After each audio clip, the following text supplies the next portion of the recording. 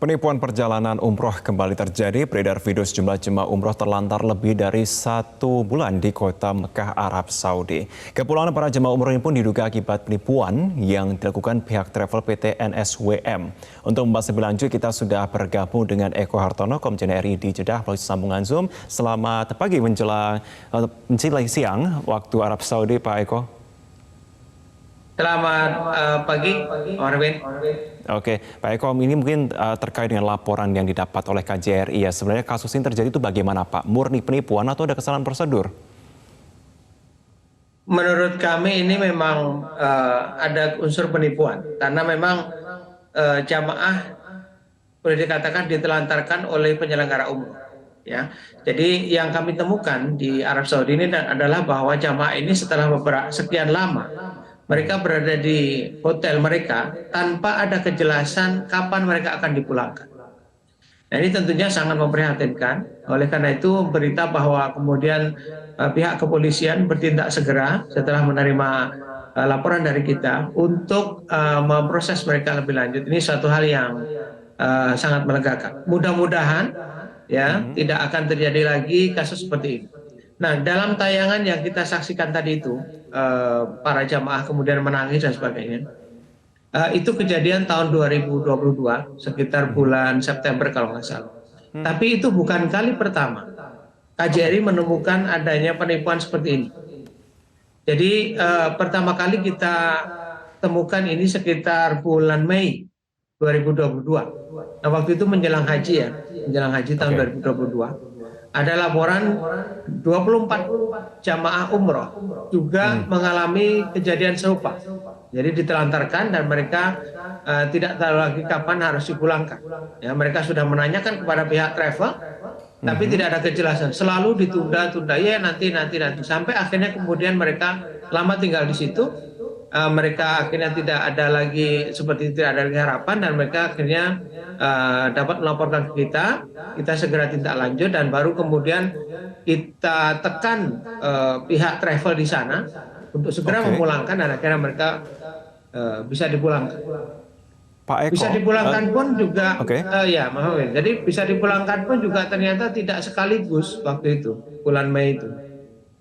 Dari 24 itu 8 orang katakan pulang tanggal berapa, kemudian sekian tanggal berapa, tanggal berapa. Jadi ini yang satu hal yang perlu segera kita kita benahi, kita selesaikan. Oke, Pak Eko, ini terkait dengan peristiwa yang tahun lalu Anda menyebutkan 2022 ya. Itu bagaimana? Miss-nya itu di mana? Apakah memang tidak ada petugas yang terus mengawasi, mendampingi para jemaah ini pada waktu melakukan aktivitas peribadatan ini, atau bagaimana hingga akhirnya mereka kemudian kebingungan sendiri, terlantar? Oh enggak, mereka ada, pihak travel selalu mendampingi, ya, selalu mendampingi mereka. Hanya pada saat mereka kepulangan, menjelang kepulangan, itu akhirnya ada petugasnya ada di situ. Mereka ditanya kapan saya pulang. Nah, ini mereka selalu menghindar. Nah, ini yang kemudian sangat merepotkan ya. Nah, itu bukan, jadi begini, kelompok itu bukan satu-satunya. Jadi biasanya itu kelompok travel ini kan kerjasama dengan travel di Saudi. Mereka bawa sekian orang, katakan 100 orang ya, 100 orang.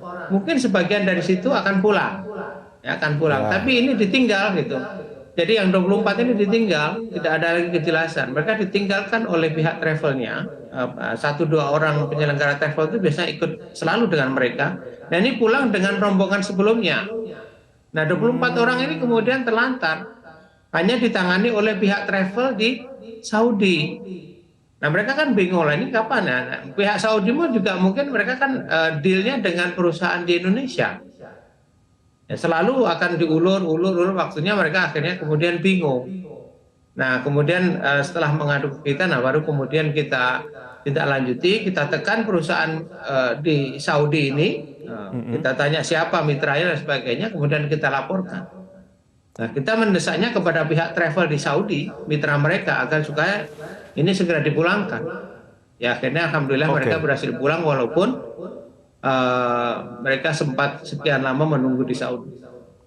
Iya, kita harapkan memang tidak ada kemudian akhirnya ada pihak-pihak yang akhirnya menyerahkan kembali kepada KJRI untuk kemudian dipulangkan melalui KJRI. Tapi ini juga merupakan sepenuhnya tanggung jawab dari penyelenggara itu sendiri, berarti Pak Eko ya di sini ya. Tetapi bagaimana peran KJRI jika kemudian terjadi kasus semacam ini, Pak?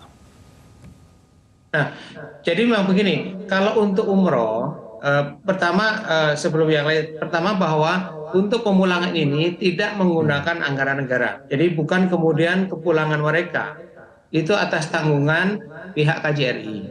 Ya. Nah, yang kita lakukan adalah kita menekan agar tadi itu agar supaya pihak travel itu bertanggung jawab untuk segera memulangkan mereka. Nah, ada juga ini kasus penipuan yang kemudian menyebabkan para jamaah itu kadang diminta keluar dari hotel misalnya. Itu sering kadang begitu juga. Jadi bukan hanya menunggu kepulangan, tapi mereka kadang tidak pasti di tempat mana mereka akan tinggal. Ini kan juga sangat menyedihkan. Nah, ini kejadian semacam ini memang harus segera kita tuntaskan agar supaya tidak terjadi lagi. Oke, apa yang menjadi usulan dari KJRI tentunya untuk benar-benar bisa tegas memberikan usulan regulasi ataupun juga antisipasi agar tentunya peristiwa yang sudah terjadi beberapa kali ini itu tidak kembali terjadi? Ya, sebenarnya kalau di undang-undang kita sudah ada Undang-Undang Nomor 8 Tahun 2019 mengenai penyelenggaraan haji dan umroh ya.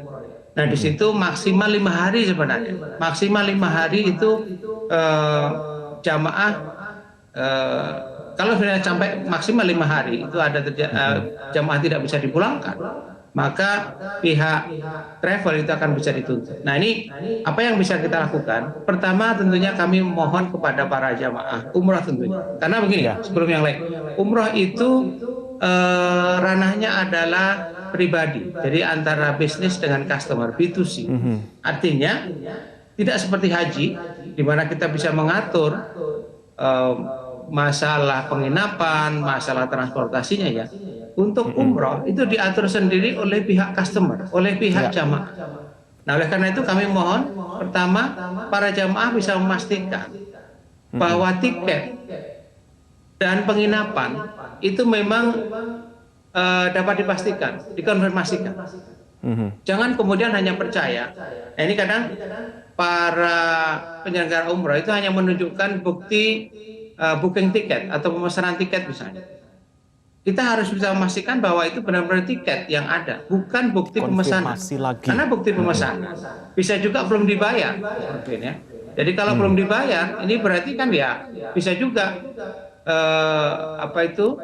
itu tiket bodong, bukti tiket bodong, bukti pemesanan yang tidak sesungguhnya gitu. Kemudian pastikan juga bahwa tiket itu tiket langsung. Biasanya begini, yang kita temukan ya, mereka ini tidak langsung terbang ke Arab Saudi, Mekah atau Madinah atau Jeddah. Mereka biasanya terbang dulu ke kota lain, dan setelah itu baru kemudian terbang ke Arab Saudi. Yang kita temukan dalam kasus menjelang haji tahun lalu itu, mereka sering terbangnya ke Kuala Lumpur dulu.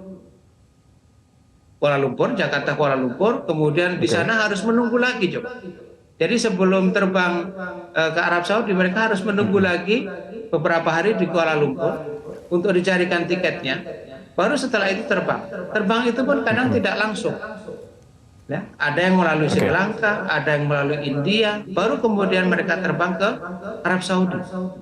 Jadi pada saat keberangkatan itu sudah sangat melelahkan bagi para jamaah. Coba bayangkan itu penerbangannya saja sudah melalui transit ke beberapa negara. Nah, ini tolong dipastikan bahwa tiket itu tersedia langsung ke Jeddah. Itu akan lebih baik. Ya, kalaupun transit, oke, kita bisa paham. Saya tidak melalui penerbangan yang langsung, silahkan. Tapi tolong dipastikan bahwa itu benar-benar tiket, bukan hanya bukti pemesanan tiket. Baik, Pak Eko. Nah, yang kedua tadi mengenai penginapan, Pak Mahfud ya. Penginapan ini juga tolong dipastikan bahwa penginapannya benar ada gitu. Jadi jangan hanya percaya bahwa tiket penginapannya sudah ada. Mana buktinya bahwa hotel sudah di booking dan sebagainya. Oke, Ini baik. dua hal Itu yang perlu diverifikasi oleh para jamaah sebelum berangkat. verifikasi secara ini juga ya, inisiatif pun perlu dilakukan untuk para calon jamaah juga ke depannya juga terkait dengan usulan dan juga imbauan dari Anda juga Pak Eko Hartono terkait dengan tiket pesawat dipastikan sudah ada di tangan, berikut pula juga dengan administrasinya semua pun harus sudah secara jelas begitu ya. Terima kasih Pak Eko Hartono, Konjen RI di Jeddah sudah bergabung bersama kami di Metro Siang. Sehat selalu Bapak, terima kasih.